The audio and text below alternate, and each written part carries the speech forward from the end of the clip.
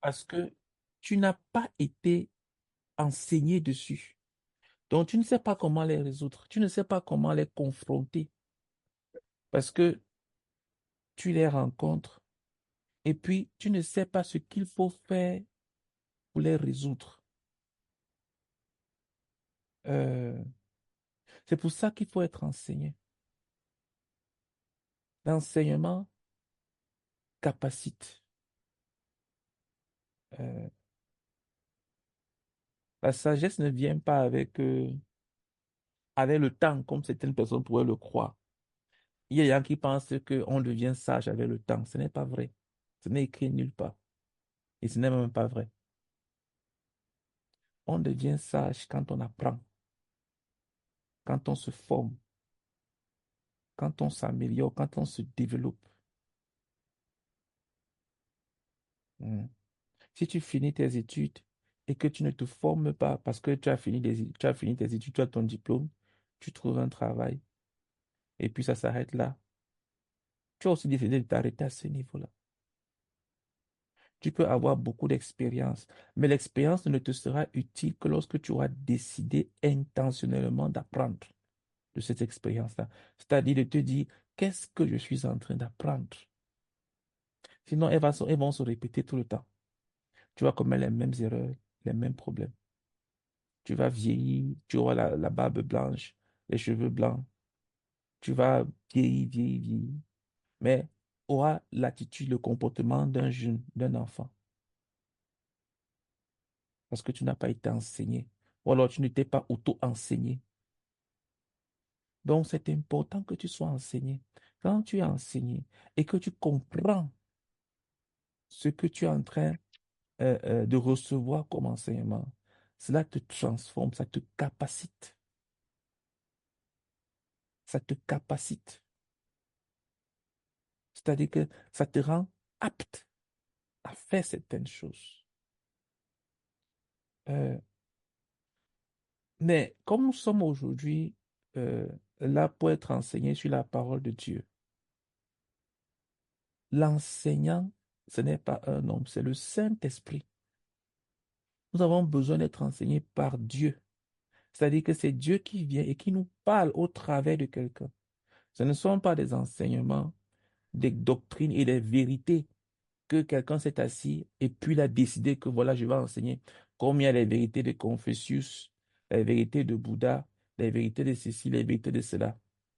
Non, nous n'enseignons pas les vérités d'un homme. Nous voulons enseigner la vérité de Dieu. Donc c'est Dieu qui doit nous enseigner. Prions que Dieu soit présent, que Dieu lui-même vienne et qu'il nous rencontre et qu'il nous enseigne. Prions ensemble. Seigneur Dieu, je Nous prie prions au afin nom de que Jésus tu viennes. Christ. Je prie que tu sois présent. S'il te plaît, Seigneur, je prie que tu sois présent, que tu viennes nous enseigner. Oh Seigneur Dieu, Afin que tu nous viens nous enseignes, enseigner. Viens nous enseigner. que tu Viens nous nous inquiètes, que rencontrer. tu nous S'il te parles, plaît, chacun que tu nous d'entre nous. remplisses, tu nous S'il te bénis. plaît, Père. Au nom du Nom Seigneur de Jésus Jésus-Christ. Christ. Amen. Euh, Prions que le Seigneur amène les autres à se connecter. Si tu connais quelqu'un qui doit être là et qui n'est pas connecté, s'il te plaît, amène la personne à se connecter. Il ne faut jamais, la Bible dit, ne te lasse pas de faire le bien. Il ne faut jamais se décourager de faire ce qui est bien. Prions que le Seigneur amène les autres à nous rejoindre avant que nous puissions démarrer ensemble. Prions. Père, nous prions pour nous. Nous Tu prions, Seigneur, puisses, s'il te plaît, oh que tu Dieu, fasses grâce amène les autres parmi les autres, à Père. se connecter, Seigneur, à nous rejoindre, Rappelle-nous, Père. permets-leur S'il te de plaît, oh pouvoir se Dieu, connecter, de pouvoir attire pas, presse-les, se Seigneur. soutenir. S'il te plaît, au nom puissant de Seigneur Jésus-Christ. Amen. Euh, je sais qu'il y a des gens qui entendent souvent qu'on écrive, il est l'heure. Tant qu'on n'a pas mis il est l'heure sur le groupe, il ne se connecte pas. Donc, pardon, que quelqu'un écrive il est l'heure sur le groupe pour qu'il puisse se connecter. Ok. Pardon, prions afin que le Seigneur bénisse chacun d'entre nous avec un cœur honnête et bon. Un cœur honnête et bon. Un cœur honnête, c'est un cœur qui est vrai envers soi-même. C'est un cœur qui ne s'auto-justifie pas quand il est confronté à la vérité, à la parole de Dieu. Tu ne peux pas dire que c'est vrai que la Bible dit ça, mais si tu réfléchis comme ça, tu es en train de proclamer le fait que tu n'es pas un enfant de Dieu, tu n'es pas un chrétien. Et si tu n'es pas un enfant de Dieu, tu ne peux donc être qu'un enfant du diable, parce qu'il n'y en a pas une troisième catégorie. Quand quelqu'un connaît la volonté de Dieu et qui s'oppose à ce que Dieu est en train de dire, il est en train de dire qu'il fait partie de Satan, parce que le mot Satan signifie opposant. Satan signifie opposant, celui qui s'oppose. Donc, quand je suis un enfant de Dieu et que je suis confronté à la vérité de Dieu, quand j'ai la lumière, je n'ai pas deux chemins. Je n'ai qu'un seul chemin qui s'ouvre à moi, le chemin de l'obéissance. Mais si je confronte mes incapacités et mes faiblesses et mes échecs, alors, qu'est-ce que je fais? Je crie à l'aide de Dieu. Mais je ne détourne pas la parole de Dieu pour dire que non, ça c'est ce que Dieu dit. Zéro. Je dis c'est la parole de Dieu, mais ça me condamne, ça me juge. Seigneur, viens à mon aide. Voilà un cœur qui est honnête. Un cœur qui est honnête, c'est un cœur qui se reconnaît et qui accepte la parole de Dieu telle qu'elle est, même si elle le condamne, même si elle le juge. Elle ne tord pas le sens de la parole de Dieu pour que ça entre, pour que ce soit comme cela doit être pour ne pas la juger ou bien pour ne pas la condamner. Et un cœur qui est bon, c'est un cœur qui veut plaire à Dieu, un cœur qui veut faire la volonté de Dieu. Et ça, ce sont les deux ingrédients qu'il faut pour écouter la parole de Dieu et que cette parole-là puisse porter du fruit dans ta vie. Si tu veux écouter la parole de Dieu et que la parole-là puisse porter du fruit dans ta vie, il faut que tu aies un cœur honnête et bon. Un cœur honnête et bon. La parole de Dieu n'a pas été faite pour nous plaire. Dieu n'a pas écrit la Bible pour que nous soyons, comment dire, pour que nous soyons d'accord avec lui. Elle est là pour nous édifier, pour être comme une lumière, pour nous éclairer et non pour nous plaire. Donc nous devons l'accepter telle qu'elle est, même si elle nous juge. Ça va nous permettre de nous redresser, de nous corriger. Pendant, prie que tu aies un cœur honnête et bon pendant tout le temps que nous allons passer ensemble. Prions. Seigneur, je prie afin que tu visites chacun d'entre nous, Père. S'il te plaît, oh Dieu, et que tu nous bénisses avec un cœur honnête et bon, Seigneur. S'il te plaît, oh Dieu, bénis-nous avec un cœur honnête et bon, un cœur honnête et bon, un cœur honnête et bon, Seigneur. S'il te plaît, pendant tout ce temps d'enseignement, au nom puissant du Seigneur Jésus-Christ. Amen. Amen. Amen. OK. Euh, je vais partager mon écran.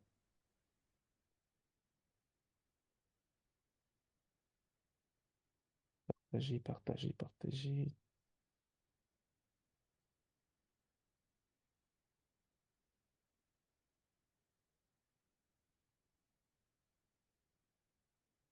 Euh, voilà, je pense que chacun a devant soi. Donc, nous sommes en train de,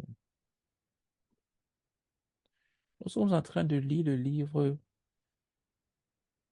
nous sommes en train de lire le livre Le chemin de la sanctification. J'espère que tout le monde voit mon écran. J'ai pas demandé. Tout le monde voit mon écran. Oui.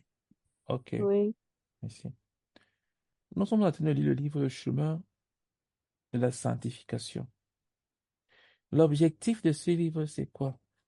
L'objectif de ce livre, c'est de nous permettre d'entrer dans l'expérience d'une vie sanctifiée. Une vie sanctifiée, c'est quoi? C'est une vie qui est, d'un côté, délivrée de la puissance du péché et de l'autre côté, totalement abandonnée à Jésus-Christ. La sanctification a deux aspects. Elle a un aspect négatif qui consiste à déraciner le péché de ta vie. et un aspect positif qui consistait à implanter la présence de Dieu dans ta vie. D'un côté, on déracine le mal et de l'autre côté, on implante le Seigneur Jésus-Christ. Donc, nous avons vu dans ce chapitre, dans ce livre, tout ce que le Seigneur a fait pour nous en ce qui concerne la délivrance du péché. On a commencé par dire que le Seigneur est mort à la croix. Et pas sa mort à la croix, il nous a inclus avec lui. Il nous a inclus, nous sommes morts avec lui à la croix parce que c'est le moyen que Dieu a pour nous délivrer du péché. Qu'est-ce que Dieu fait pour délivrer quelqu'un du péché? Dieu ne le rend pas plus fort. Non. Les gens pensent qu'ils échouent devant la tentation parce qu'ils ont été faibles. Non. Tu échoues devant la tentation parce que tu as été trop fort. Les gens tombent quand ils sont tentés, pas parce qu'ils sont faibles, mais parce qu'ils sont forts. Ils sont forts parce qu'ils ne peuvent pas compter sur Dieu. Ils n'ont pas besoin de Dieu. C'est pour ça qu'ils tombent, ils s'écroulent. Qu'est-ce que Dieu fait donc? Pour que nous puissions sortir de la domination du péché dans notre vie, Dieu nous brise, il nous rend faibles, afin que nous puissions compter sur lui. Et le sommet de la faiblesse, c'est quoi? C'est la mort. C'est la mort. On parlera. Franck, pardon, mets ton micro à mute, s'il te plaît.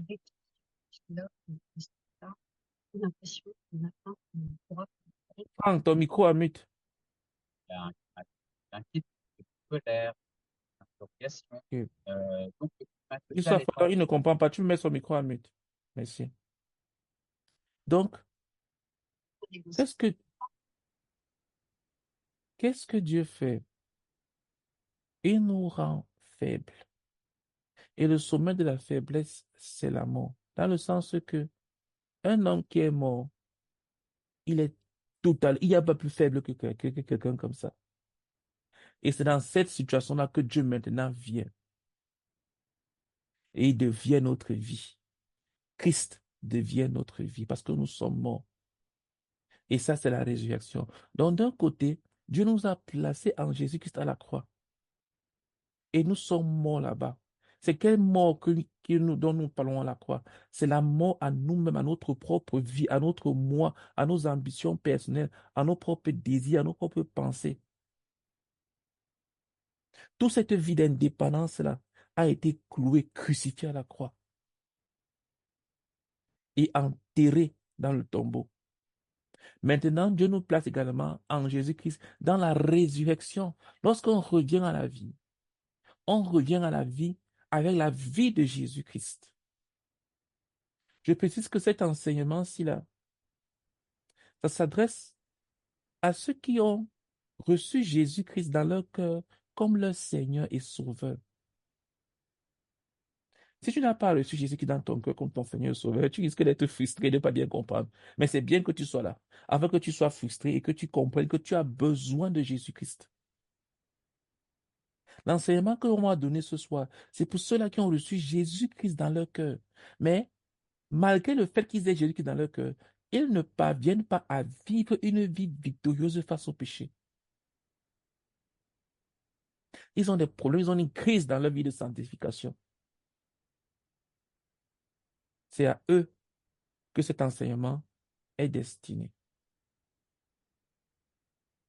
Celui qui n'a pas Jésus-Christ dans sa vie, il ne veut même pas être sanctifié. Le moi est encore dans sa vie. Le moi, c'est-à-dire son amour propre, son orgueil, est encore assis sur le trône de sa vie. Il est centré sur lui-même. Il voit la vie seulement par rapport à ce qu'elle peut lui apporter, lui. Voilà celui qui n'a pas Jésus qui est dans sa vie, qui est totalement perdu et qui est en train d'aller en enfer. Mais l'enseignement que nous donnons ce soir, tous les lundis, c'est pour celui-là qui a Jésus-Christ dans sa vie, comme son Seigneur et son Sauveur. Il vit pour Jésus. Jésus-Christ est le roi de sa vie. Jésus-Christ est celui qui dirige, qui gouverne sa vie. Donc, si tu m'écoutes ce soir et que tu n'as pas Jésus-Christ dans ta vie, je vais te supplier de te repentir de tous tes péchés, de renoncer à ton indépendance. Parce que si tu meurs dans l'état où tu es, tu iras en enfer. Certainement. Parce que tu as été indépendant toute ta vie. Ce n'est pas après ta mort que tu seras dépendant à Dieu. Mais lorsque tu t'intéressais à Dieu, c'était pour avoir des choses de lui. En fait, tu m'écoutes ce soir et que tu n'as pas Jésus-Christ dans ta vie.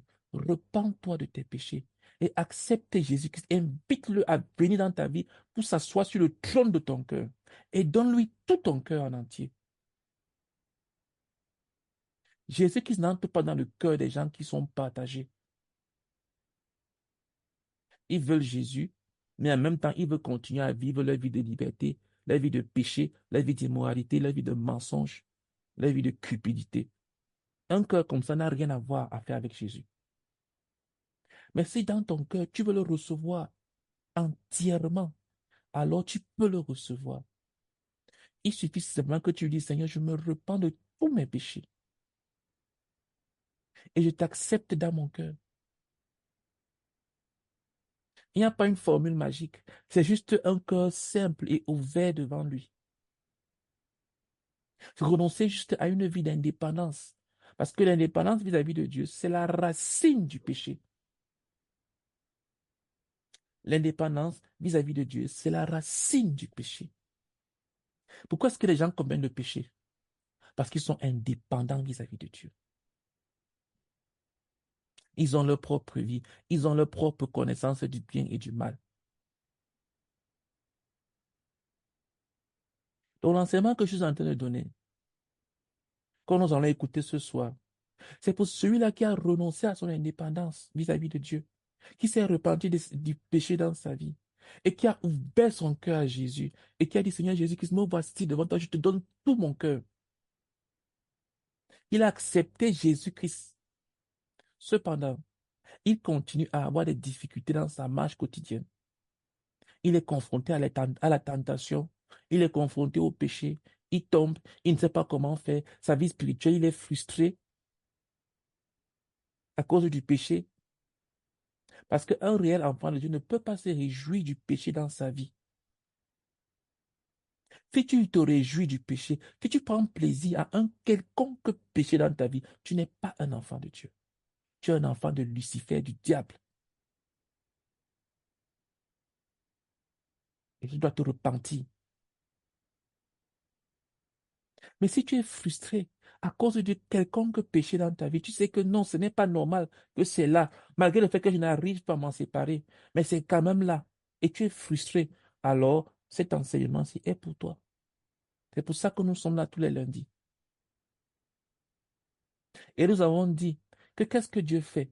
Dieu ne va pas te rendre plus fort vis-à-vis du péché. Non, il va te rendre plus faible afin que tu puisses avoir besoin de lui. Que tu comprennes que sans lui, tu ne peux rien faire. Afin que tu puisses mourir à toi-même, afin que lui il devienne pleinement vie en toi. Que ce ne soit plus toi qui vis, mais que ce soit lui qui vit en toi. Voilà comment Dieu nous sépare. Et Dieu nous sépare du péché. Dieu nous délivre du péché. Bon, on a vu beaucoup de choses. Je ne vais pas résumer en quelques minutes 8 chapitres. Mais si tu as besoin des enseignements, je crois que normalement, on poste les enseignements. Chaque fois, tu peux les réécouter. Donc, nous avons commencé le chapitre 9 sur la marche selon l'esprit. Parce qu'on a vu que la sanctification a deux parties. Une partie négative qui consiste à être délivré du péché et une partie qui consiste à marcher selon l'esprit. Je renonce au péché pour marcher avec Dieu.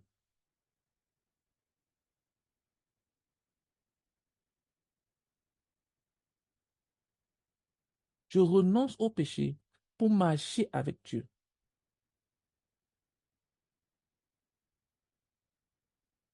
Je ne renonce pas au péché euh,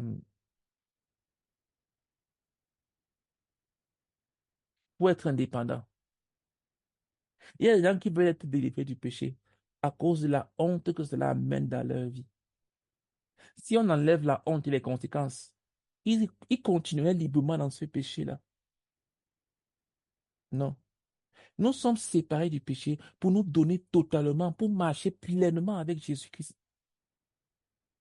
avec un cœur rempli de joie et de confiance et d'assurance.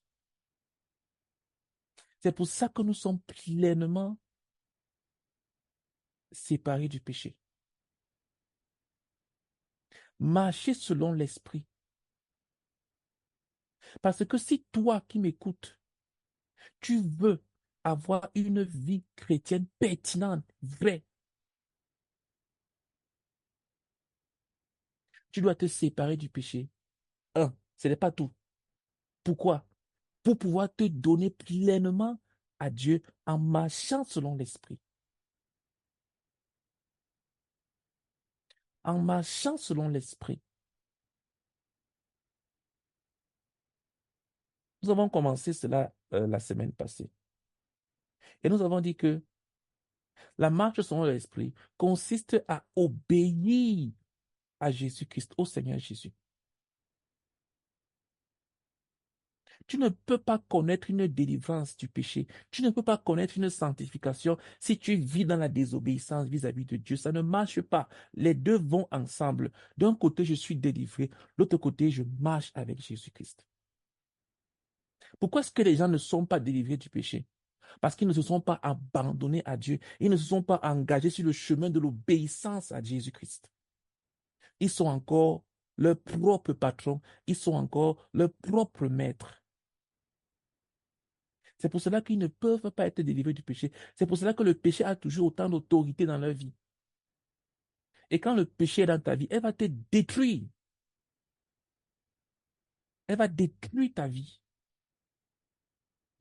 Il y a 4 choses que le péché détruit dans la vie d'un homme. La première chose, ça détruit sa relation avec Dieu. Un homme qui vit dans le péché ne peut pas avoir une relation avec Dieu quelconque. Quelle que soit sa foi, qu'il soit athée ou croyant. Quand tu vis dans le péché, tu es séparé de Dieu. La deuxième chose, c'est qu'elle va détruire la domination que tu avais sur le reste de la création. Ça veut dire quoi? Les choses que tu maîtrises, que tu sais faire. Le péché va détruire tes capacités. Elle va détruire tes capacités. Elle va détruire tes aptitudes à faire les choses. Tu vas avoir un homme qui est tombé dans l'alcoolisme, ou bien dans les drogues, ou bien dans beaucoup d'autres trucs. Commencer à être incompétent dans son emploi.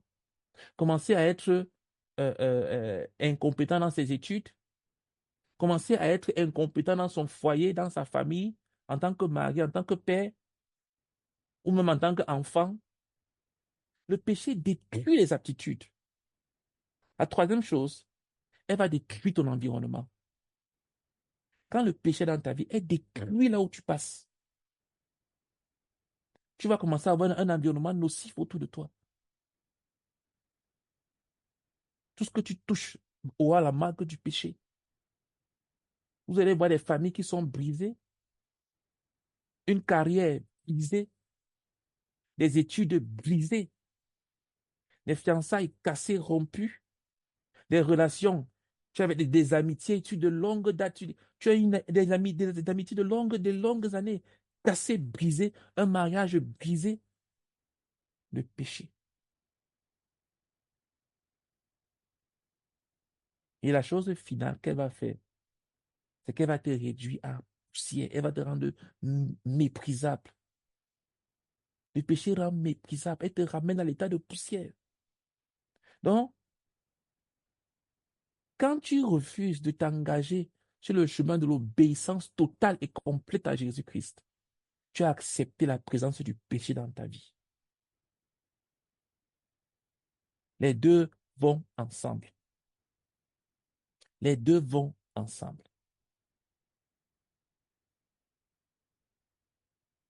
Celui qui accepte de marcher selon l'esprit. Et normalement, quand tu es un enfant de Dieu, c'est quelque chose que tu vas vouloir faire parce que ce sera dans ta nature. C'est ce que nous avons dit la dernière fois. Bon, il y a 2 semaines, pas la semaine passée. La semaine passée, on n'a pas eu. La semaine suit passée.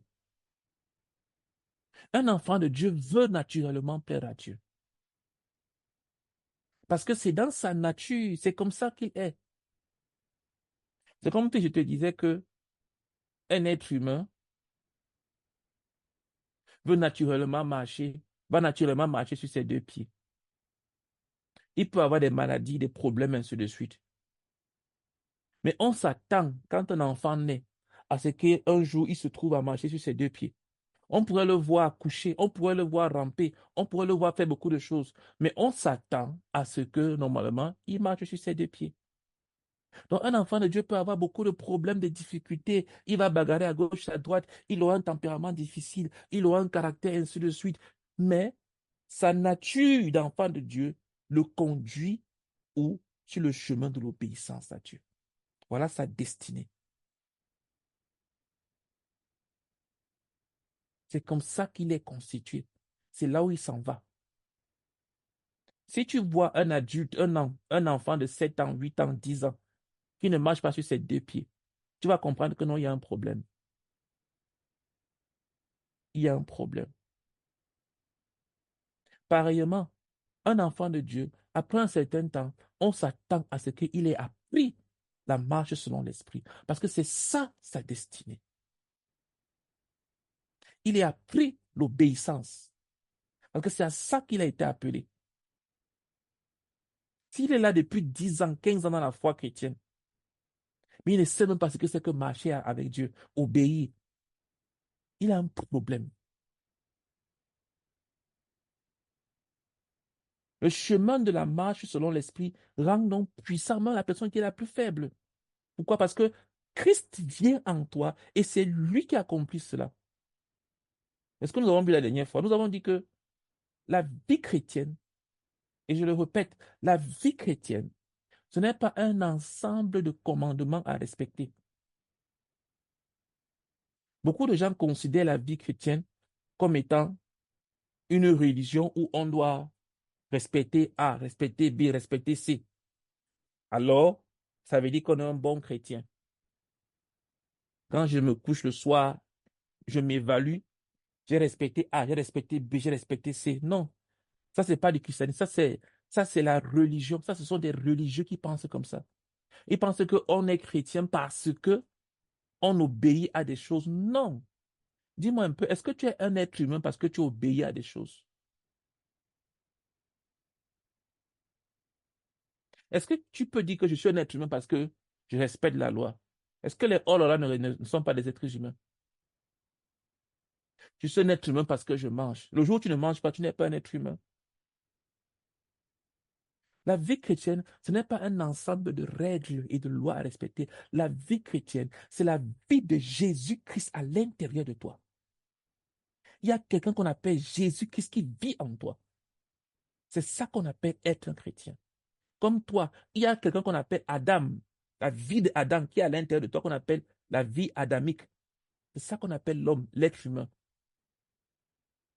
Les animaux n'ont pas la vie adamique. Le lièvre, le chien, le chat n'ont pas la vie adamique. Mais toi, tu as reçu la vie adamique de tes parents, la vie de Adam, être humain. Et quand tu acceptes Jésus-Christ, tu reçois la vie de Jésus-Christ, qu'on appelle la vie chrétienne.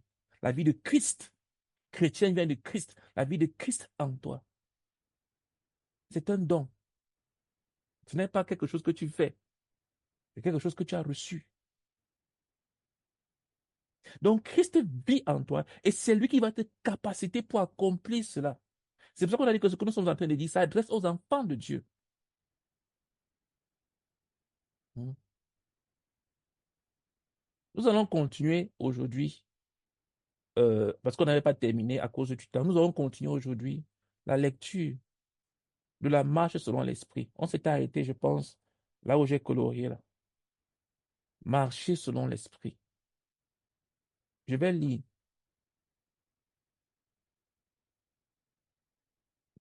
Marcher selon l'esprit, c'est donner toute chose à Jésus et le suivre en toutes choses. C'est là le chemin de l'obéissance immédiate, l'obéissance joyeuse, l'obéissance complète, l'obéissance continuelle, l'obéissance coûteuse. Quand quelqu'un dit qu'il marche selon l'esprit, qu'est-ce qu'il est en train de dire? Quand tu vois un homme, il te dit que ah, ça c'est un homme spirituel. Ah, ça c'est un homme spirituel. C'est pas parce qu'il fait des airs ici, des airs, il prend un air. Non, pas du tout. Un homme spirituel, un homme qui marche selon l'esprit, c'est un homme qui est sur le chemin de l'obéissance immédiate. N'est pas l'obéissance qui est remise à plus tard, c'est une désobéissance. L'engagement qui est remis à plus tard, c'est un faux engagement. Quand tu sais, tu connais la vérité de Dieu, mais que tu la remets à plus tard, tu es en train de te condamner toi-même. Parce que tu n'as pas la maîtrise, tu n'as pas les clés de ta vie, tu peux mourir à tout moment. Tu connais la vérité, tu sais ce que Dieu attend de toi. Et tu dis non, je vais obéir plus tard. Je n'obéis pas tout de suite. Je vais obéir plus tard. Qui te dit que tu vivras ce plus tard-là? Dieu peut te prendre à tout moment, même maintenant. Tu n'as aucune garantie de vie. Aucune. Toute ta vie est entre les mains de Dieu. Tu peux te sentir en pleine forme, en pleine santé. Je t'assure que Dieu peut te prendre maintenant même, au moment où nous parlons. Donc l'obéissance que tu remets à plus tard, c'est une fausse obéissance. C'est une désobéissance. Marcher selon l'esprit, ça signifie que tu vas obéir tout de suite. Dès que tu sais que voilà la volonté de Dieu, je dois obéir. Obéissance joyeuse. Tu prends plaisir à obéir. Aucun homme, même toi, tu ne prends pas plaisir à travailler avec quelqu'un qui regrette, qui. C'est comme si la personne était frustrée d'être à côté de toi. La Bible dit que envoyer le paresseux, c'est comme se mettre des doigts dans les yeux. Parce que quand tu traites avec quelqu'un qui est nonchalant, qui se comporte mal, qui ne prend pas plaisir à faire ce que tu lui dis, même toi, supposons que tu es un employeur, tu as un employé qui est toujours en train de te contredire. Il obéit à ce que tu dis, mais avec des murmures. Tu vas finir par le virer un de ces quatre. Donc l'obéissance avait des pleurs, l'obéissance avait des plaintes. On obéit à Dieu, mais on se plaint de Dieu. Ah, vraiment, Dieu, il est trop dur. Vraiment, la vie chrétienne est trop difficile.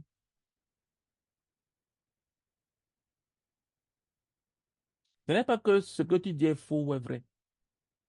Non. Mais tu es très mal tombé. Tu es triste. Parce qu'il y a quelque chose que tu ne connais pas. Et une relation que tu ne connais pas. Quand les gens s'imaginent un Dieu fouettard, un Dieu qui a la ceinture, que si tu ne fais pas ça, je tape sur toi. Tu ne fais pas ceci, je frappe sur toi. Ils ont une mauvaise image de Dieu. Nous avons un Dieu aimant, un Dieu qui est un père, un Dieu qui prend soin de nous, un Dieu qui est tendre, un Dieu qui est doux, un Dieu qui est patient. Comment donc tu peux aller obéir à ce Dieu avec des murmures? L'obéissance joyeuse. Tu dois te réjouir d'obéir à Dieu parce que tu sais que tu es en train d'obéir à Dieu.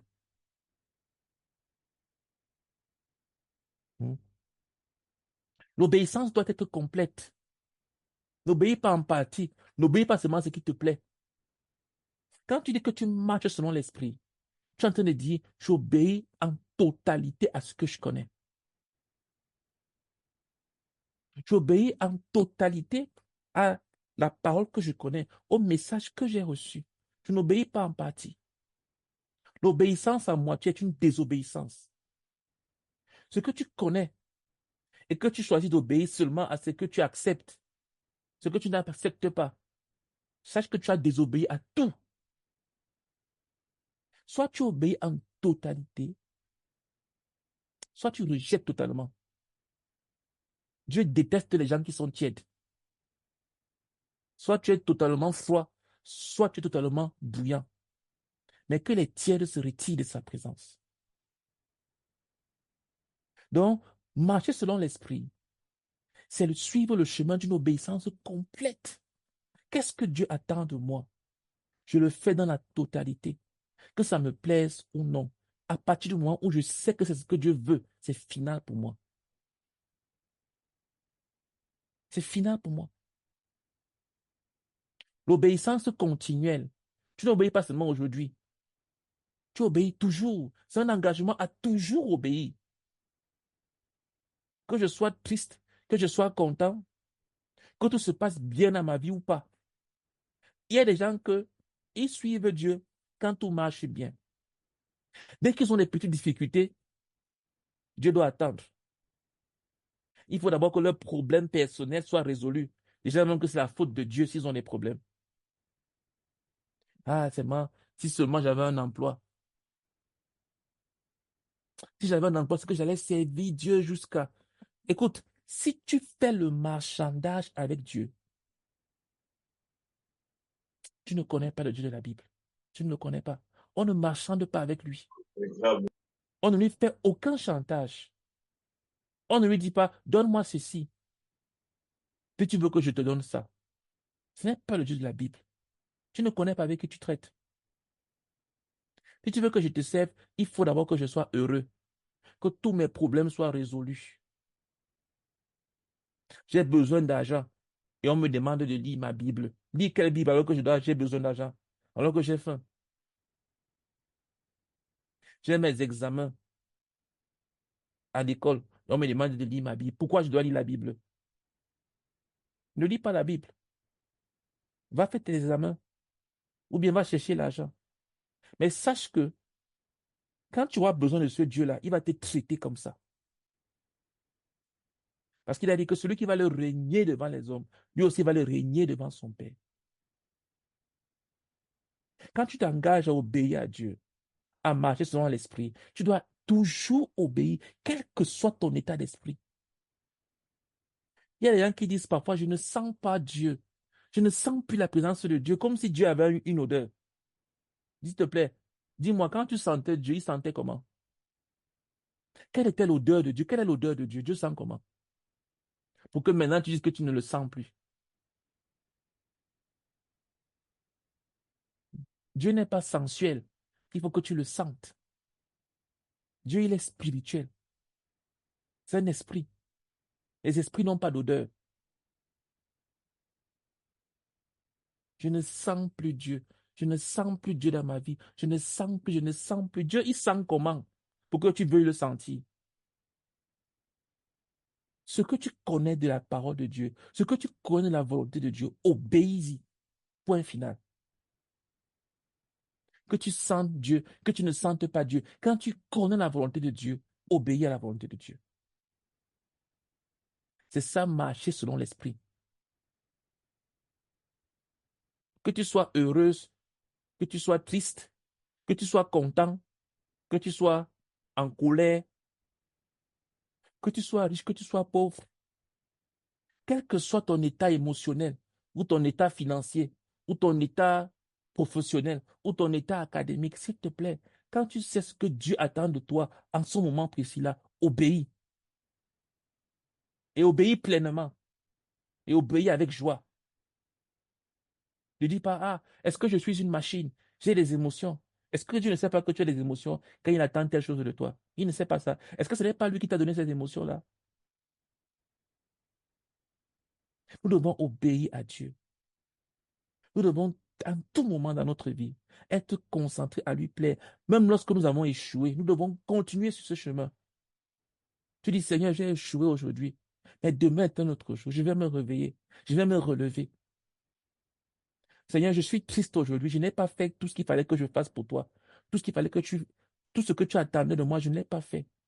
Mais Seigneur, demain est un autre jour. Ce n'est pas que tu renvoies à plus tard. Non. C'est qu'en ce moment, si tu n'as pas pu le faire, tu aurais voulu, mais tu n'as pas pu. Tu attends la prochaine occasion de le faire. Et enfin, l'obéissance coûteuse. Quand tu décides de marcher selon l'esprit, c'est le chemin d'une obéissance coûteuse. Quel que soit ce que les autres peuvent dire de toi, tu obéis à Dieu. Qu'est-ce que tu es prêt à vendre, à perdre pour gagner Christ. Il y a des gens, ils s'excusent. Des personnes qui s'excusent de leur foi. Dès que des collègues parlent de Dieu ou bien critiquent Dieu, elles s'excusent. Ah, je suis chrétienne, hein, je suis. C'est comme si ils tremblent de dire qu'ils sont des chrétiens, des enfants de Dieu. Ils en ont honte. Dans la rue même, ils en ont honte de dire qu'ils sont des enfants de Dieu. Tu es au bureau, des gens sont en train de critiquer la religion chrétienne, la foi chrétienne, le nom de Jésus, le nom de Dieu. Et tu veux être inaperçu. Après, tu vas te dire comment tu es chrétien. Qu'est-ce que Dieu attend de toi? L'obéissance coûteuse. Comment est-ce que tu seras perçu? Quand on te demande de donner un traité, de parler de Dieu à quelqu'un. Ah, comment est-ce qu'on va me regarder? Toi qui? Tu es qui? Tu n'es rien. Tu n'es rien. Jésus-Christ, il est tout. Et si tu as honte de lui, ah, vraiment, ma famille va me rejeter.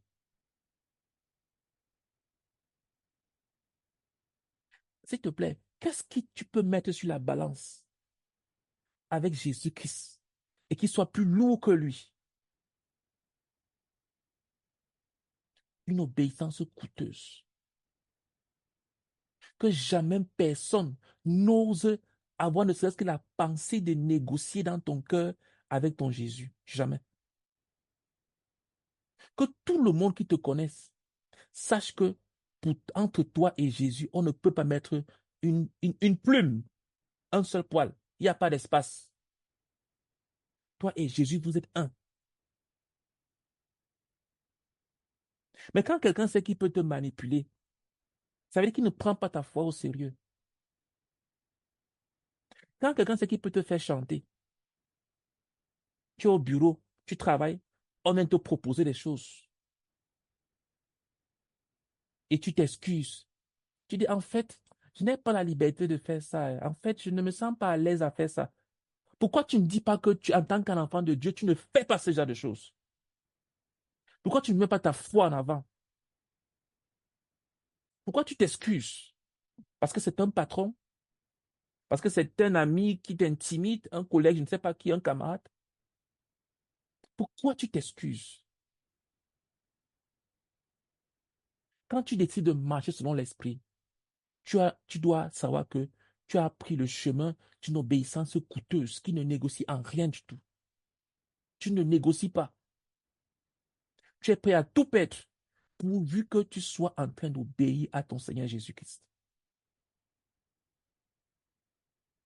Ah, si je fais ça, ou alors si je ne fais pas ça, on risque de me virer. Tu ne vois pas que si je fais ça, je vais perdre mon Seigneur Jésus-Christ.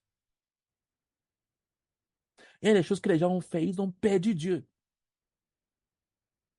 Ils se sont égarés à cause de ce qu'ils ont fait ou alors à cause de ce qu'ils n'ont pas fait. Dieu s'attendait à ce qu'ils fassent ça. Et ces gens n'ont pas fait ça. Ils ont perdu Dieu. L'obéissance coûteuse. S'il te plaît, je vais te poser une question. Depuis que tu es devenu enfant de Dieu, qu'est-ce que ta foi t'a coûté? Quelles sont les choses que tu as perdues à cause de ta foi? Parce que une foi qui ne te coûte rien, c'est une foi moins chère.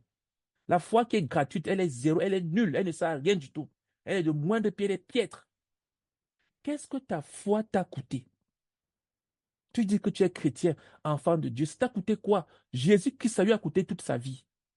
Toi, ça t'a coûté quoi? Ah, le salut, c'est la grâce, la grâce, la grâce.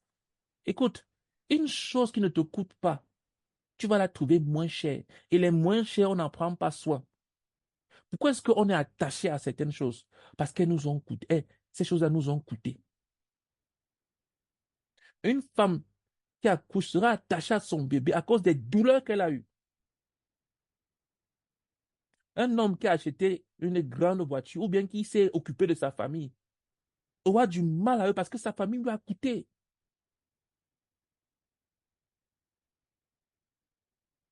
Et en réalité, quand tu aimes, ça va te coûter.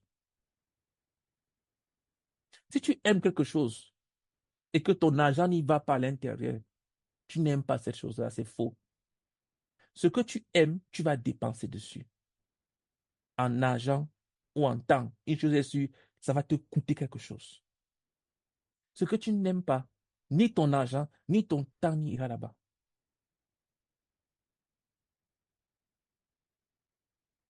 S'il te plaît, qu'est-ce que ta foi t'a coûté? Ça t'a coûté quoi? Tu t'es arrêté, tu as dit, oh Seigneur Jésus-Christ, je t'aime, je suis ton enfant.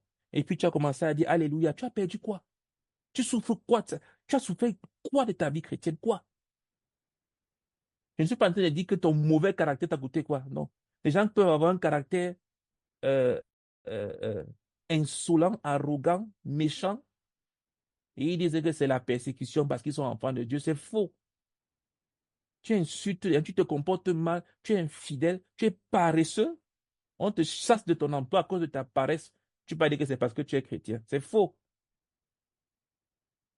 S'il te plaît, qu'est-ce que ta foi t'a coûté?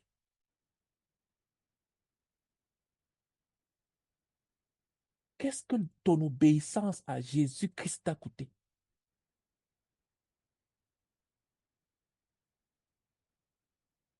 Marcher selon l'esprit, c'est le chemin de l'obéissance coûteuse. Continuons la lecture. Marcher par l'esprit, c'est le chemin de l'évangile, car le but de l'évangile, c'est de donner tout à Dieu. Écoute-moi bien, le but de l'évangile, c'est de donner tout à Dieu.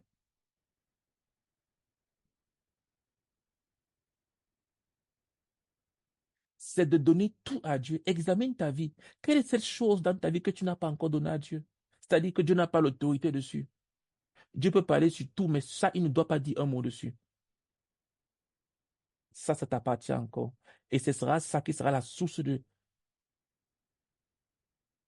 ton désastre dans ta vie. Parce que ce que tu n'as pas donné à Dieu appartient à Satan. Les gens vivent dans ce monde, c'est comme s'il y avait trois camps. Le camp de Dieu, le camp de Satan et un autre camp. Ils disent que, OK, je ne suis pas très, très croyant. Ils appellent ça des croyants pratiquants. Je ne sais pas ce que ça veut dire, être un croyant pratiquant. Ah, toi, tu es très pratiquant. Il est en train de dire que, en fait, toi, tu es réellement croyant. Et que moi, je ne suis un faux croyant. Quand vous voyez quelqu'un dire que, ah, celui-ci, il est pratiquant. Il est en train de dire que toi, tu es réellement. Il faut remplacer le mot pratiquant là par réellement. Parce qu'il a dit que tu es pratiquant. Moi, je suis aussi, mais je ne suis pas très pratiquant. Non, tu n'y es pas. C'est que tu n'es même pas du tout croyant. Ça ne veut rien dire un chrétien pratiquant. Il y en a souvent qui se disent catholique pratiquant. Ça veut dire qu'un catholique pratiquant. Non.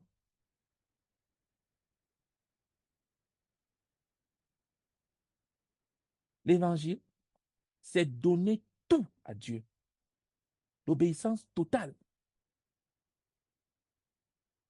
L'obéissance totale, maintenant et pour toujours, donne l'assurance que le but est accompli. C'est-à-dire que toutes choses sont remises à Dieu.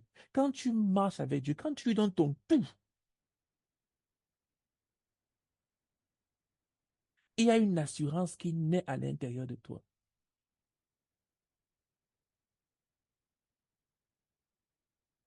Le suivre, je continue la lecture. Le suivre en toutes choses veut dire s'abandonner à lui en toutes choses.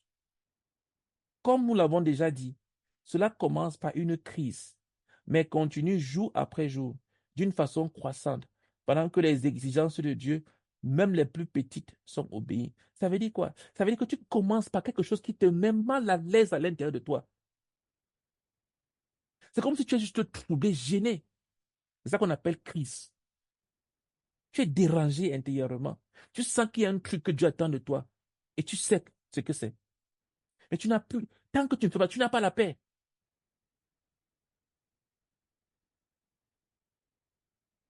Tu sais qu'il y a une chose que Dieu attend de toi.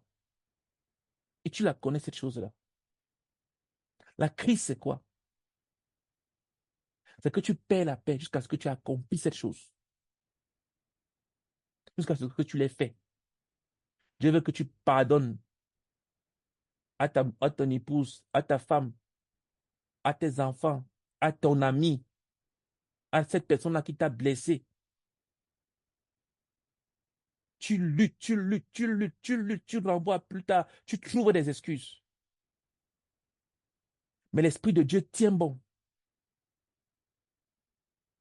Il continue à te contraindre et à te dire, hé, hé, hé, repens-toi, pardonne.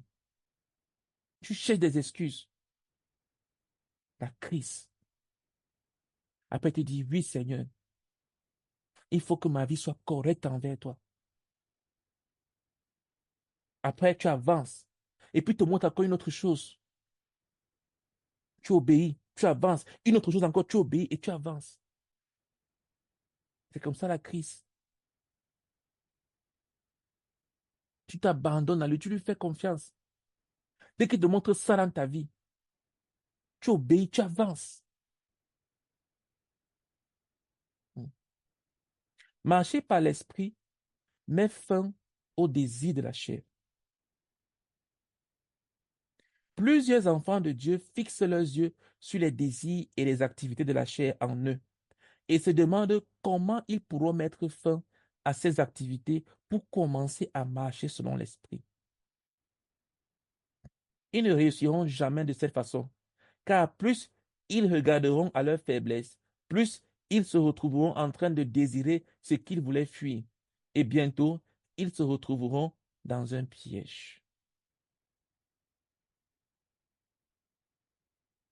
Quand tu fixes tes choses sur tes échecs, quand tu fixes tes yeux, ton regard sur toi-même, l'autoflagellation, c'est comme si c'est devenu une marque de fabrique de spiritualité. C'est une fausse spiritualité. Oh, je ne suis pas ceci, je ne suis pas cela. Vraiment, moi, ma vie, moi, je suis comme ça, je, centré sur soi-même. Quand tu fixes tes regards sur tes échecs, tu vas continuer à être un échec. Parce que c'est là où tu as mis toute ton attention. Ça va devenir précieux pour toi. Il y a des gens qui chérissent tellement leurs échecs. Ils ne veulent pas les abandonner. Ah, tu sais vraiment, moi, je ne suis pas capable de faire ça. Je suis. Et ils croient que c'est de l'humilité. C'est pas de l'humilité, au contraire, c'est un gros orgueil.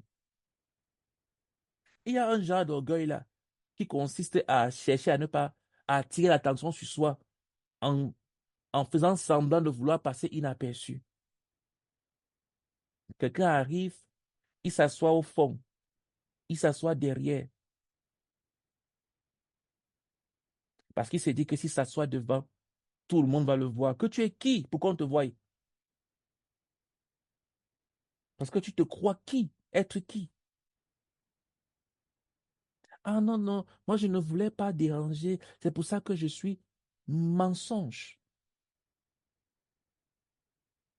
Quand tu fixes tes regards sur tes faiblesses, quand tu fixes tes regards sur tes défauts,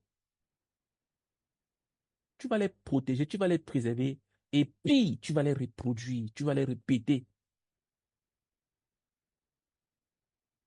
Nous devons fixer nos regards sur le Seigneur Jésus-Christ et non sur nos faiblesses. Tu n'as qu'une seule chose à faire vis-à-vis de ton péché, c'est de te repentir de cela. L'Esprit de Dieu ne te conduira jamais à t'auto-flageller. Il te conduira à la repentance et à l'abandon à Dieu. Voilà ce que le Saint-Esprit produit en nous. Mais cet esprit-là qui te dit comment est-ce que tu ne mérites pas ce que tu as fait vraiment, ça mérite que tu ailles en enfer et que tu restes là-bas. Du coup, il faut que tu te suicides,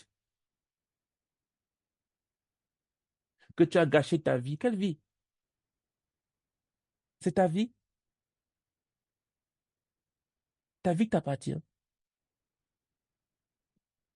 Si tu es un enfant de Dieu, ta vie ne t'appartient plus, ça appartient à Jésus-Christ. Jésus t'a dit que tu as gâché ta vie. Est-ce que c'est ta vie ou c'est la vie de Jésus? Ça appartient à qui?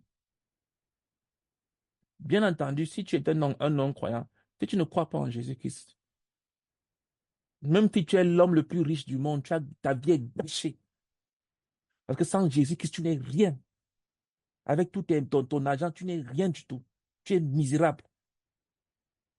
Mais si tu as le Seigneur Jésus-Christ qui habite à l'intérieur de toi, comment tu peux dire que ta vie est gâchée?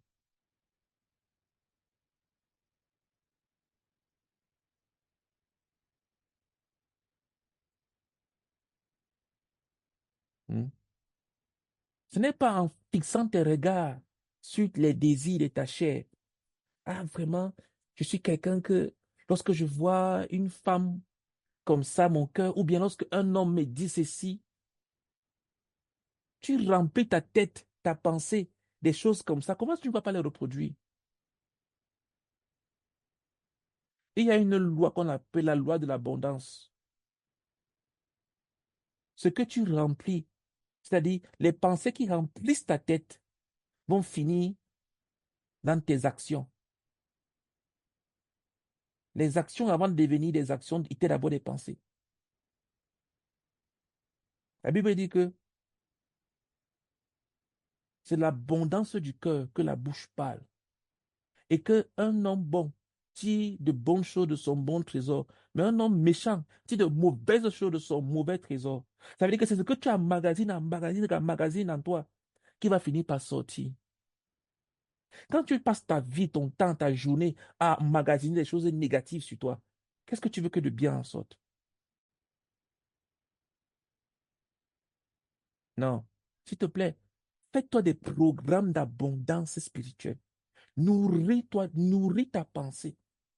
Remplis ta tête. Au lieu d'écouter beaucoup le journal, le- le- les réseaux sociaux qui vont te remplir la pensée des choses négatives et qui vont finir par arriver dans tes actes et dans tes paroles. Remplis-toi des choses spirituelles avec la parole de Dieu. Aussi simple. Prends des livres chrétiens, bois-les, absorbe-les et tu vas voir comment tes pensées vont changer et ensuite tes paroles vont changer et tes actes seront différents.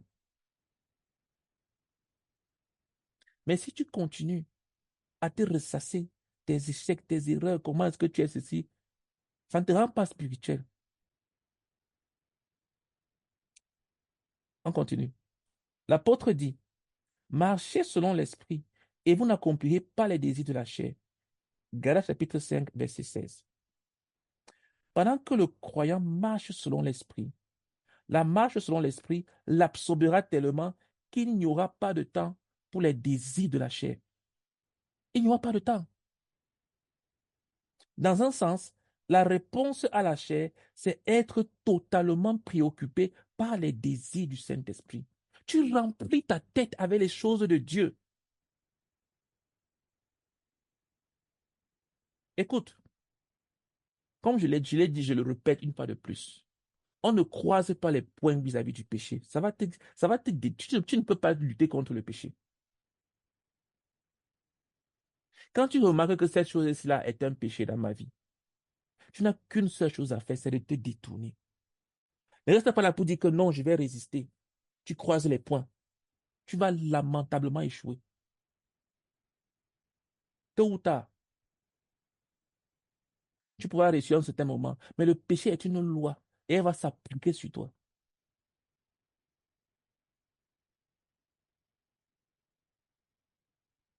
Tu peux sauter le plus haut possible, mais tu vas toujours finir par redescendre. Tant que tu es dans le champ d'action de la pesanteur. Et tant que tu as ce corps de chair qui est sur toi là, tu es dans le champ d'action du péché. Le seul moyen pour toi, c'est d'être un cadavre.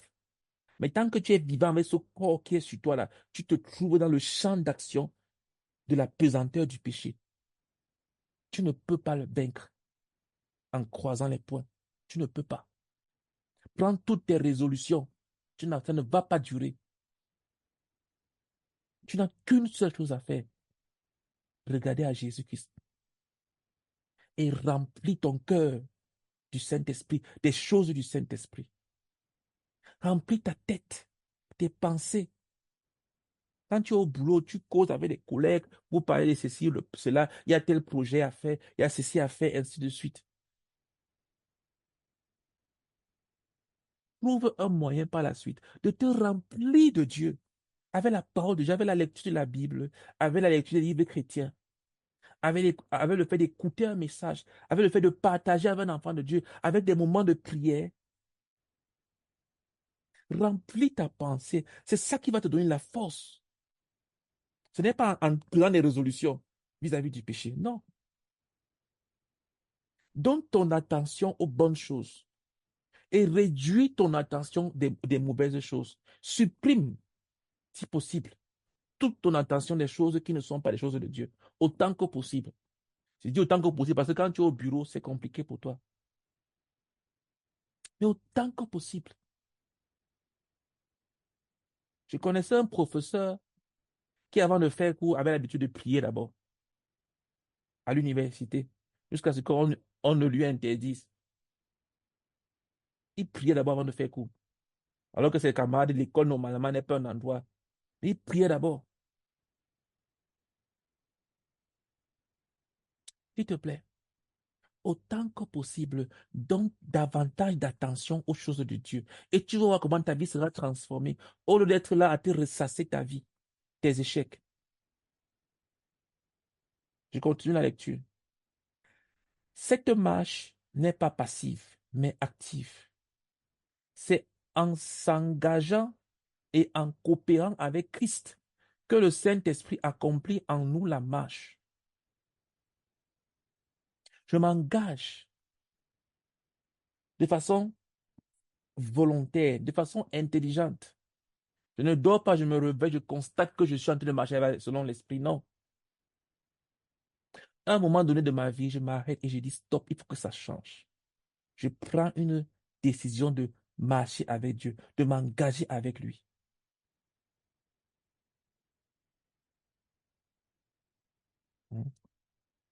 C'est en s'engageant et en coopérant avec Christ que le Saint-Esprit accomplit en nous la marche. Ayant la pleine assurance que cela est possible et normal, l'apôtre Paul ordonne. C'est pourquoi renoncez aux mensonges et que chacun de vous parle selon la vérité à son prochain. Car nous sommes membres les uns des autres. Si vous vous mettez en colère, ne péchez point. Que le soleil ne se couche pas sur votre colère et ne donnez pas accès au diable. Un homme qui est en colère est proche de commettre un péché. Parce que la colère n'accomplit pas la volonté de Dieu.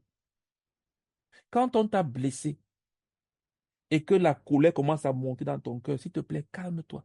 Ne prends aucune décision. Ne prends aucun acte. Laisse ça là-bas brûler à l'intérieur de toi.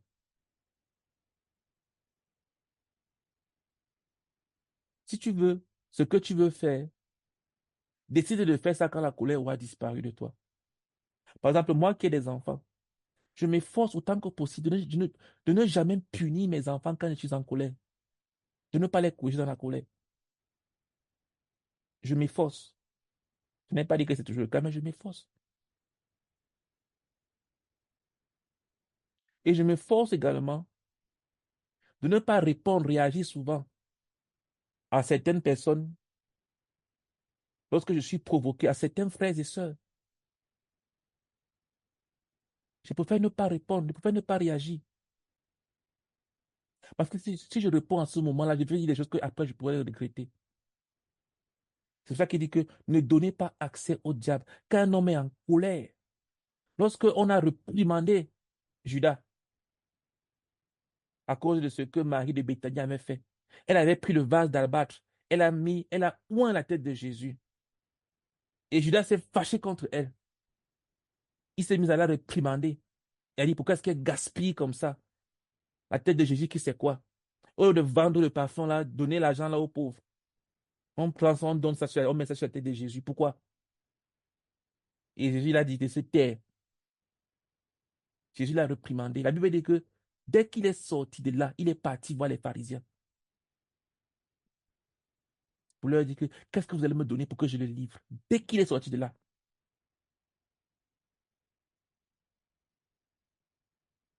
Ne donne pas accès au diable par la colère. Quelqu'un t'a engueulé, quelqu'un t'a dit des mauvaises paroles et tu es en colère, tu décides de faire quelque chose. La colère a détruit plusieurs vies. Beaucoup de gens ont pris des décisions radicales à cause d'un instant de colère. Les gens sont allés en prison, des mariages ont été brisés, des enfants ont été détruits, des carrières ont été détruites parce qu'il n'a pas accepté ce que son patron lui a dit. Et sur un coup de colère, il a explosé. Fais attention à la colère. La Bible dit que Moïse était un homme humble.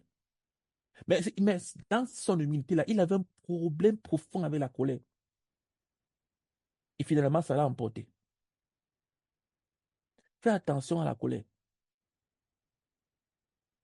Je continue la lecture. Que celui qui dérobait ne dérobe plus, mais plutôt qu'il travaille en faisant de ses mains ce qui est bien, pour avoir de quoi donner à celui qui est dans le besoin. Vous voyez que c'est pratique, la marche selon l'esprit. Ce n'est pas les choses en l'air, en l'air. Quelqu'un qui dit qu'il marche selon l'esprit, mais qui est un paresseux, il marche selon quel esprit? Hein? S'il veut être un moine, qu'il aille dans un monastère être un moine, où il va passer tout son temps à prier ou à méditer. Mais s'il vit parmi nous ici, là, la marche selon l'esprit est une marche pratique. Je dois être utile. Je dois apporter quelque chose de concret, de pratique. Qu'il ne sorte de votre bouche aucune parole mauvaise. Mais s'il y a lieu, quelques bonnes paroles qui servent à l'édification et communiquent une grâce à ceux qui l'entendent. Quand tu ouvres la bouche, pose-toi la question de savoir ce que je vais dire, est-ce que ça va bénir la personne qui va l'écouter? Quand tu veux faire le commérage, quand tu veux mal parler de quelqu'un, demande-toi, est-ce que ce qui va sortir de ma bouche sera une bénédiction? Ce que je m'apprête à dire à cette personne-ci là, est-ce que ce sera une bénédiction pour elle? Ou bien pour moi, c'est une occasion de lui fermer la bouche, de fermer son clapet, de l'humilier, de la ridiculiser. Ou alors d'humilier quelqu'un d'autre. Je vais venir m'associer à elle pour qu'on parle d'une autre personne. La marche selon l'esprit, elle est pratique. Elle est pratique. Elle est pratique. Elle est, comme on dit, terre à terre. Elle est simple, elle est vivante, elle est active. Ce n'est pas que je marche selon l'esprit, maintenant mes pieds ne touchent plus le sol. Je peux marcher sur l'eau. Je deviens un esprit. Non, tu n'es pas un esprit. Tu n'es pas qu'un esprit. Tu es un esprit, âme et corps. Tu vis encore dans ce monde-ci là.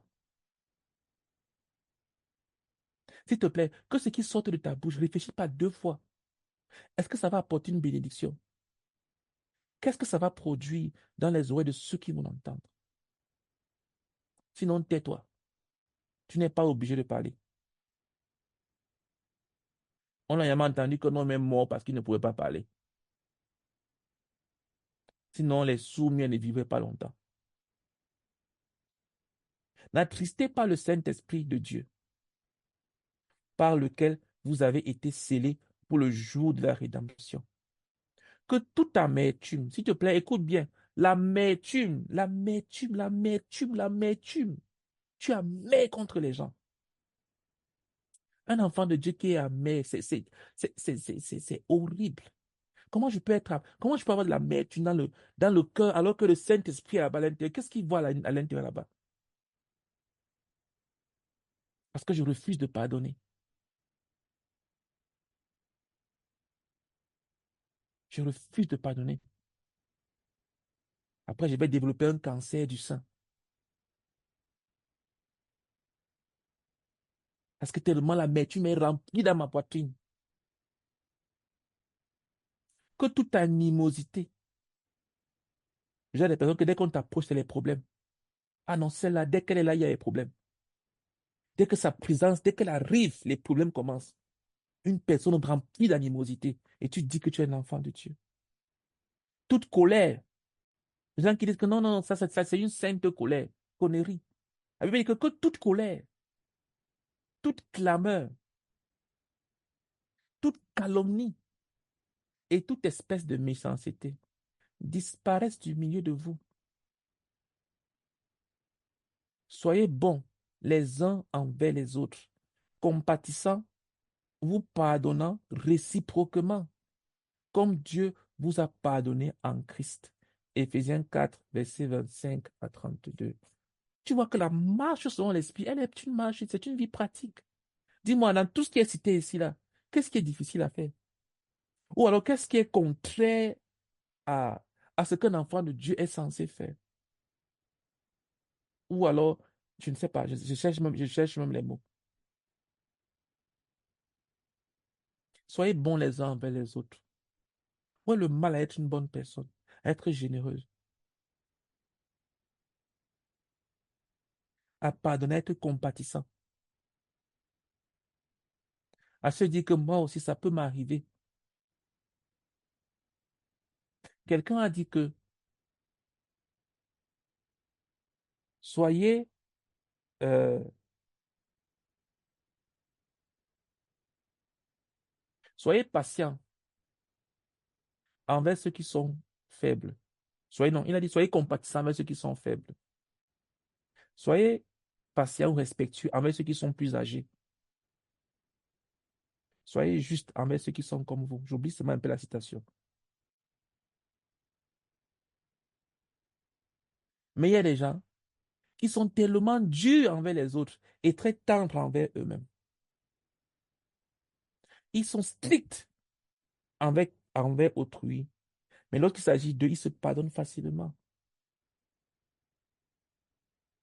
Ce n'est pas correct. Sois dur, strict envers toi, mais sois tendre. Sans être injuste. Sois tendre également strict. Parce que pendant que je lui dis, je suis en train de voir certaines choses. Parce que quelqu'un peut mal me comprendre. Non. Sois tendre et également strict quand il le faut. Mais ne sois pas toujours être là en train de frapper, de frapper, de frapper, de frapper, de frapper. Et lorsqu'il s'agit de toi, tu te trouves des excuses et des prétextes pour t'auto-justifier. Cela est-il possible? Oui, très possible avec Christ. Et, par conséquent, très possible en nous, car ce sont là les justes exigences de la loi, et elles sont accomplies en nous par Jésus, car Dieu est à l'œuvre en nous par Jésus-Christ, à travers la puissance du Saint-Esprit, à la fois pour le vouloir et le faire selon son bon plaisir. Philippiens chapitre 2, verset 13. Nous pouvons faire tout par Christ qui nous fortifie. Philippiens chapitre 4, verset 13. Écoute, il y a quelqu'un qui vit à l'intérieur de toi, qu'on appelle Jésus-Christ par le Saint-Esprit. Et c'est lui qui produit tout ce que nous avons vu ici, là. Quelle est ta part à l'intérieur? S'il te plaît, obéis juste. Suis-le simplement. Donne-lui toute la place. Lorsque tu vas avoir des raisons logiques de ne pas être compatissant, lorsque tout l'univers va réclamer ton bâton vis-à-vis de quelqu'un qui t'a blessé, qui t'a fait du mal, qui t'a fait du tort, mais que lui, il sera en train de te dire pardonne. Parce que moi, j'ai pardonné. Et moi, je t'ai également pardonné à toi. S'il te plaît, pardonne. Pardonne. Pardonne. Lorsque tu vas vouloir te mettre en colère et agir dans la colère, s'il te plaît, souviens-toi qu'il a dit, n'attristez pas le Saint-Esprit de Dieu qui vit à l'intérieur de toi. Lorsque tu vas vouloir ouvrir la bouche pour dire du mal de quelqu'un, s'il te plaît, souviens-toi qu'il a dit que rien de votre ne sorte de votre bouche, aucune mauvaise parole. C'est lui qui est en toi et qui te pousse dans cette direction-là. C'est lui qui sera en toi, qui est en toi, et qui va créer en toi le désir de vouloir lui plaire. Aucun homme naturel ne peut chercher à plaire à Dieu de lui-même. Aucun. Nul ne peut venir à moi si ce n'est le Père qui ne l'attire. Aucun homme. Aucun homme. Aucun. Donc quand tu vas ressentir dans ton cœur cette pensée-là de pardonner, même si la personne ne s'est pas repentie, même si la personne n'a même pas l'intention de demander pardon, elle est dans son orgueil. S'il te plaît, pardonne. On n'a pas dit qu'on pardonne parce que quelqu'un demandait pardon, non. Quelqu'un pourrait ne même pas avoir demandé pardon. S'il te plaît, toi, pardonne avant qu'il ne demande pardon. Pardonne. Et libère ton cœur de toute amertume. Et laisse que la grâce de Dieu remplisse ton cœur. Pardonne. Pardonne. Pardonne. C'est lui qui produira en toi le vouloir et le faire. Donc fais-lui confiance. Non seulement il va mettre dans toi la volonté de lui obéir, mais il va également mettre en toi la capacité de lui obéir. Tu pourrais dire, Seigneur, je n'arrive pas à pardonner. Viens à mon aide. Il y a dans mon cœur quelque chose qui veut pardonner, mais je n'arrive pas. Viens à mon aide. Seigneur, je veux pouvoir me contenir, mais je suis trop en colère. Viens à mon aide. Seigneur, le commérage aussi est trop sucré. La Bible dit que le commérage, c'est comme les friandises. C'est ce que la Bible dit. Et quand on veut mal parler des gens là, c'est un sucre là. Mais c'est un poison. S'il te plaît, ça pourrait être très sucré. Et tu ne sais pas comment fermer ta bouche. S'il te plaît, demande à Dieu qui produit en toi le vouloir et le faire. Demande à Dieu que Seigneur ferme ma bouche. Seigneur, ferme ma bouche.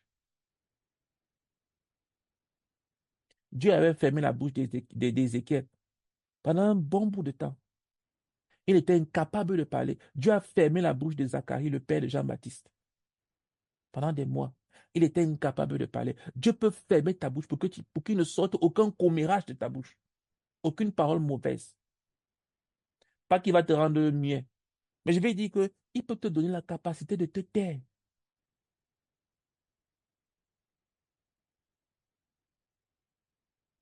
Parce qu'il vit en toi.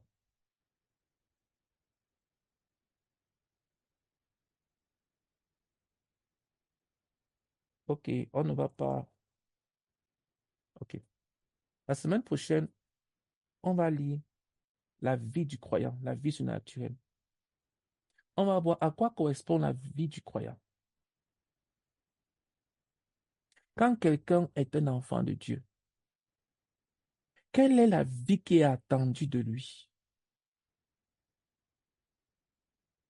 Comme je vous l'ai dit, et on le verra, c'est la vie de Jésus-Christ qui est à l'intérieur de toi. De toi-même, tu ne peux pas vivre cela. Mais à quoi est-ce qu'on s'attend quand on est devant un enfant de Dieu? On verra ça la semaine prochaine. On va s'arrêter là pour ce soir. Euh, nous allons prier. Euh, S'il te plaît,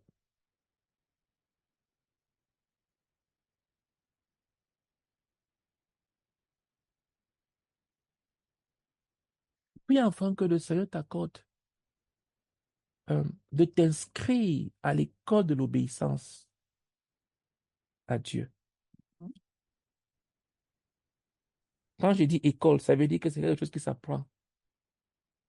Tu ne dors pas, tu te réveilles un beau matin et tout de suite, tu obéis à Dieu à 100%, immédiatement, en toutes choses. Ah non, non, non, non, c'est pas la magie, c'est pas la sorcellerie, ça se passe pas comme ça. C'est une école, tu vas apprendre, tu vas grandir, tu vas te développer. Puis que tu t'accordes la grâce de t'inscrire dans cette école. Et inscris-toi à toi-même. Dis à Dieu que Seigneur, je m'inscris à l'école de l'obéissance à Dieu, où je vais apprendre à obéir immédiatement, à obéir de manière joyeuse, à obéir de façon complète et totale, à obéir de façon continuelle. Même quand je me sens brisé, déprimé, je vais obéir. à obéir de façon coûteuse. Dis à Dieu que tu t'inscris à l'école de l'obéissance. Prions ensemble.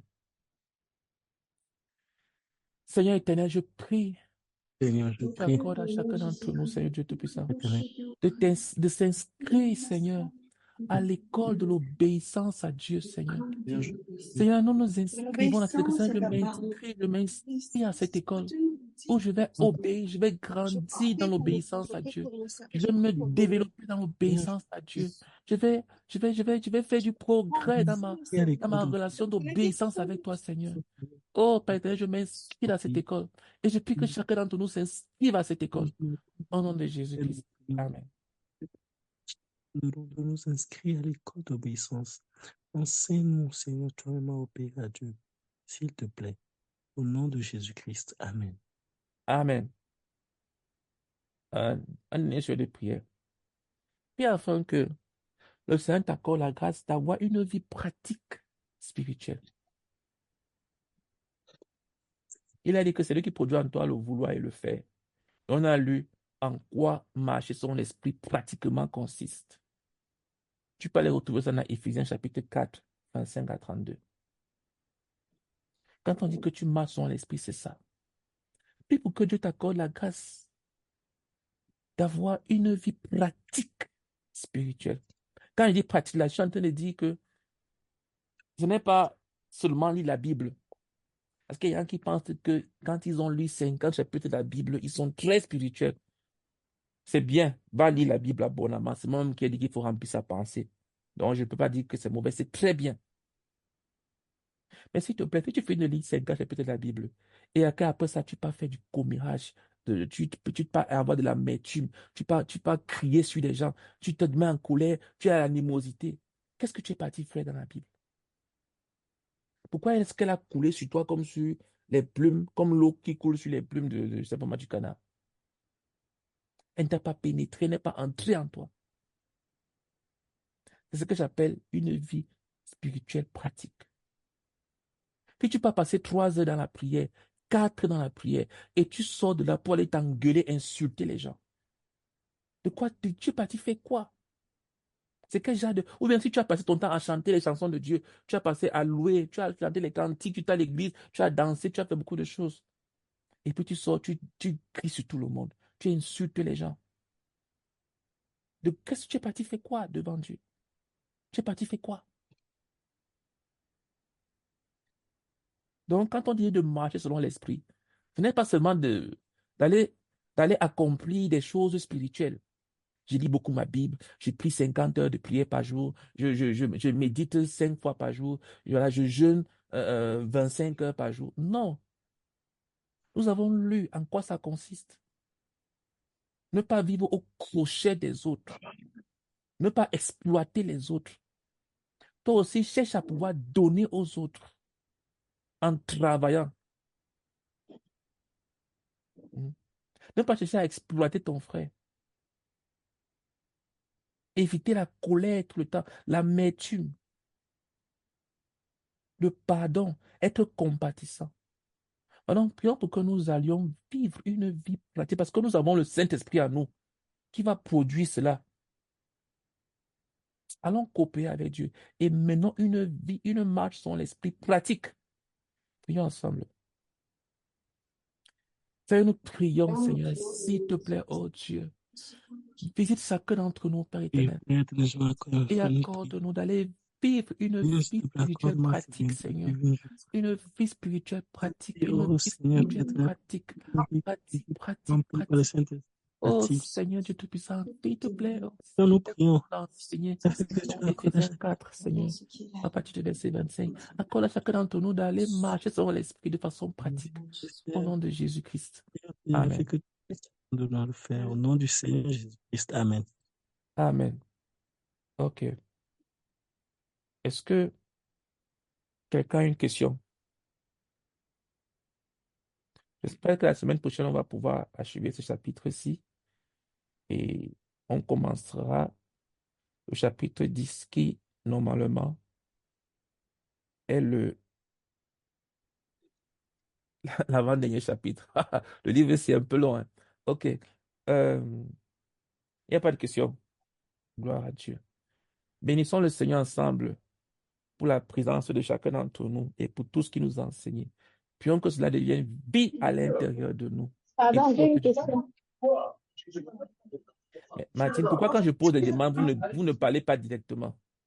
C'est que le temps de formuler bien ma question dans ma tête, d'ouvrir le micro. Pardon. Bon, ça va. Vas-y, donne Ça ta va. question alors. Euh, la question qui est venue, c'était par rapport à la... Je voulais poser une question par rapport à la repentance. Quand tu as dit là, bon, que quand on a un problème avec la seule chose à avoir avec le péché, c'est la repentance. Je veux Je n'ai savoir, pas compris. Quand j'ai dit que... la seule attitude à avoir avec le péché, c'est la repentance. Oui, Ce n'est pas de se flageller, oui. de s'apitoyer, tout ça. Bon, Mhm. maintenant, bon, par rapport à la repentance, ce que je voulais demander, c'est est-ce qu'on doit ressentir la repentance avant de le faire? Ou alors, dès lors que tu te rends compte que ça peut être fait que Dieu n'aime pas, tu te repens justement sans avoir besoin d'avoir un sentiment, je ne sais pas comment dire, particulier, non? Madame, Ok. Non, ce qu'il faut que tu comprennes, c'est que ce que tu es en train de dire, c'est que est-ce qu'on doit... euh, la vérité, c'est que tu ne peux pas réellement te repentir si tu ne ressens pas le mal que tu as fait.